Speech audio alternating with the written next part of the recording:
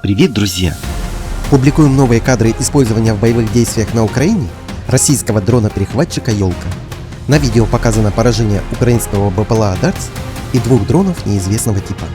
Техническая информация о дроне-перехватчике «Ёлка» в ссылке на видео в комментариях к ролику.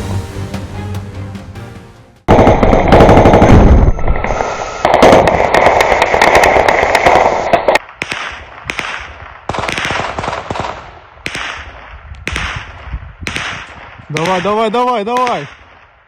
Есть! Есть!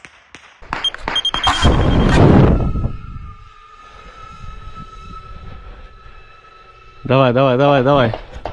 Давай, родная. Давай! Вот она! Хорош. Друзья, спасибо за просмотр и поддержку канала. Приглашаем вас стать частью нашего сообщества и получить новые знания.